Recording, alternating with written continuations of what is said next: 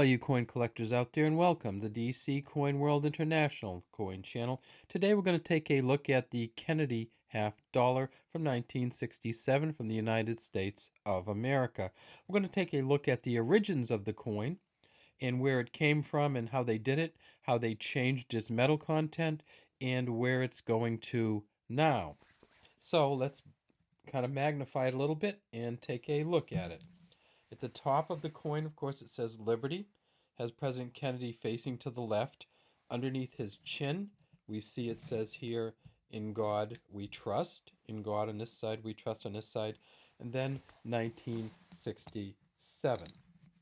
If we tip it up just a little bit more, if we magnify it way up and tip it up here, we also see that there's something underneath the truncation, or where his neck comes across. And some people say it looks like a hammer and sickle, which is kind of a weird idea, but it doesn't, because we don't have any hammer and sickles on US coins. It is actually the engraver's initials. It's a G on the left entwined with an R on the right. So it's G.R. Gilroy Roberts, who engraved the front of this coin, the Kennedy half. The Kennedy half came about in 1964 upon the death of President Kennedy in 1963. So in 1963, this was the half dollar that they were using. It's the Franklin half. And we can take a look at that one here. And if you look at it, you'll see that he's facing to the right. The "In God We Trust" is in a different spot. These coins were made from 1948 until 1963. They're 90% silver and weigh 12.5 grams. Well, in 1963, in November, when President Kennedy died, they said, we need to get a coin for him immediately. And in 1964, they came out with the Kennedy half.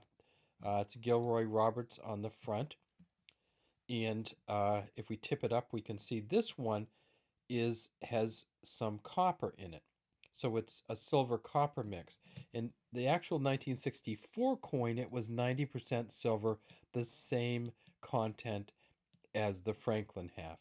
So this Franklin half is worth about $5.50 just in silver bullion value alone, and probably cost you about $8 to buy one. The Kennedy half from 1964 is also worth about $5.50 in bullion, silver bullion value alone, if you melted it down, and it would cost you about $8 or $9 to buy one. The 67, however, is not worth quite so much in bullion value. It's worth about $2.50 in bullion value.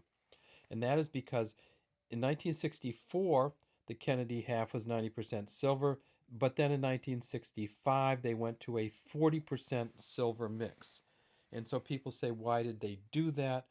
And it turns out that the US coins from that era, so in 1965, they quit making the silver dimes, and they went to a copper nickel clad copper mix for the for the dimes. And then for the quarters, they also quit making the silver quarters in 1964, and so the 1965 quarter also didn't have any silver in it. But they maintained some silver, 40% silver, in the Kennedy halves from 1965 until 1970. So if you can find a Kennedy half, it's probably worth $2.50 just in silver value alone if it's between 1965 and 1970, and it's probably worth about $4 or $5 if you buy one from a dealer.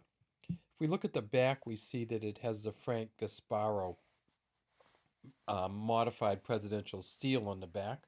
And Frank Gasparro, of course, is the designer, and you can see his initials here, FG, the designer engraver, I should say. And there's the FG right there under the eagle's left leg, I guess. We see the arrows in the left claw. We see the peace arrows for kind of war or strength. Peace olive branch in the right claw. We see the stars here, E pluribus unum on the ribbon, and the ribbon kind of tails down. It almost looks like the eagle has a snake in its beak. kind of reminiscent of some of the Mexican coins where the eagle has a snake in its beak. But this is not a snake. This is the banner as it comes down past the eagle's beak, and you can see the eagle's eye there.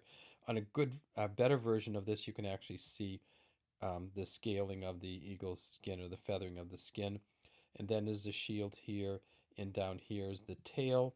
At the top, of course, it says United States of America, and we get the stars going around the outside. At the bottom, it says $50. In 1967, they made a bunch of these. Well, let me talk about 64. In 64, when it was 90% silver, they made about 400 million of them. In 65, when they switched over, they only made about 66 million of the 40 percenters. And by 67, they were back up to 295 million. So this is not a rare coin by in any way, shape, or form.